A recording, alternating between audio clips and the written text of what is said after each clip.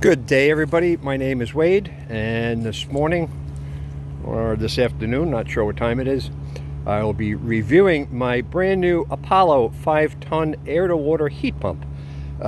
Recently got this installed. It's replacing an old Aquaproducts unit that I purchased and installed 15 years ago. I hunted around for quite a long time, and some of the units were ridiculously expensive. The installation costs were ridiculously expensive. So I decided to just purchase this and do it myself, and it came out real nice. So I'm going to go over that real quick with everybody. So this is the unit. It's real nice, has a real nice look to it. If you look at my pad, the concrete pad that it sits on, that is the footprint of the original reverse cycle chiller that I had on there. So you can see that the new unit is much smaller. And I can tell you that it weighed a lot less when I put it in. So to do the installation, you don't need a license, you don't need training, but you do need to know your way around electrical and plumbing and just basic use of tools. But there's nothing here that's beyond your regular motorhead's skill set. So let's get into it. There's 3 steps to install this thing. First thing is we put it in place and we bolt it to the ground. Step 1. There are 4 feet, easy enough, concrete bit. Drill the holes, fasten it down, you're all set. Second part of the install is the plumbing. In my cellar, I have a 75-gallon tank filled with a mixture of water and glycol, probably about 50-50. From that tank, there's an 1.25-inch pipe that runs along here, one of these silver pipes, to the inlet, and then the outlet goes back to the tank. Down in the basement as well, there's a circulator pump that pumps the water from the tank through this heat pump and then back in. This unit, for anyone who's not familiar with an air-to-water heat pump, produces hot or cold water depending on what you want to do for the time of year. It's not like a mini split. This produces hot water or cold water. In the wintertime, the nice thing about it is that I have hydronic air handlers with HVAC, so I can warm the house, and I also have an area's radiant floor heating. So we use the hot water for the air handlers and for the radiant floor. In the summertime, we don't use the radiant floor, of course. We just need air conditioning. So again, my air handlers take that chilled water and it transfers it to the air, and my house gets cool. So with all that, these are 1.25-inch pipes. There are adapters. The Apollo comes with a 1-inch NPT fitting, so I had to put an adapter on there, but it's easy. It's just, if you know how to sweat copper, you can do it. Next is electrical. We've got 3 lines here. Bottom line is your 240 AC, which powers the unit, and that goes right to that emergency shut-off switch right on the side of the house.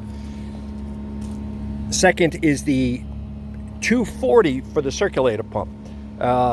My circulator pump, and I think most out there, are probably 120. So what I had to do with this puppy was put a relay in the house, so when it called for the pump to come on with 240 volts, the relay flips on and flips on my circulator pump, which is in this plumbing and circulates the water from the hot water tank to this unit.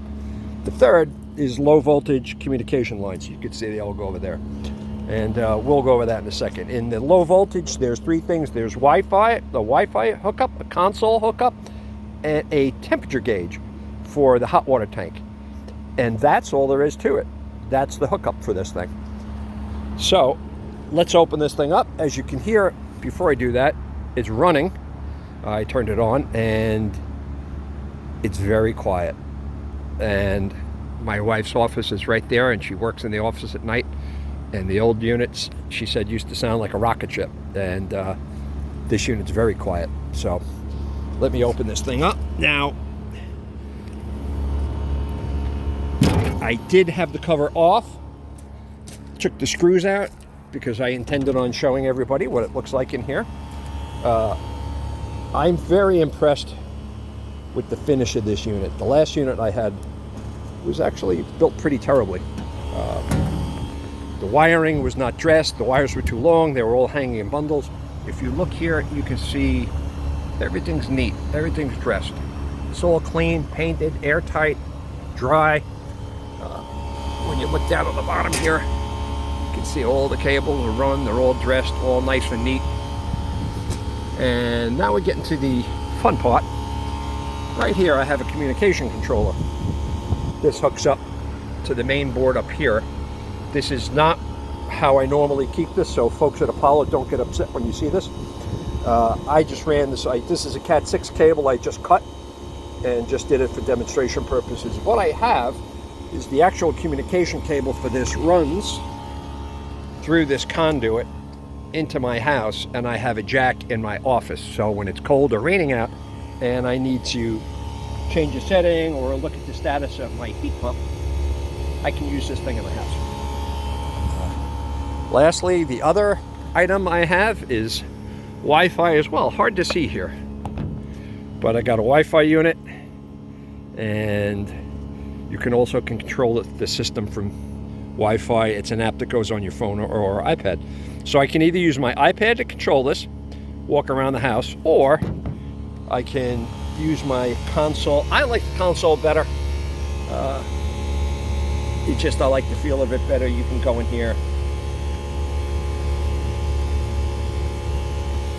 You can see what's going on with the system. It's pretty cool. It tells you all the numbers, temperatures. You can look at all the settings. So anyway, very happy with my unit so far. We've gotten down in the 30s, and this thing has no problem keeping up so far. Actually, I've noticed that when the heat comes onto the house, the air is hotter, and so it doesn't come on for as long. So I'm thinking this is probably making a little hotter water, which is nice. And that's it. So we'll see how it goes, and we'll go through the winter and hopefully save lots of money. Anyway, thanks guys at Apollo for your help, and as a belated mention, I did have some questions for their tech support. A shout out to Jesus over there, who I've called a number of times with different questions, some of them good, some of them dumb, and he was always happy to help me. So anyway, shout out, thank you to Jesus. All right guys, have a great day and be well. Bye.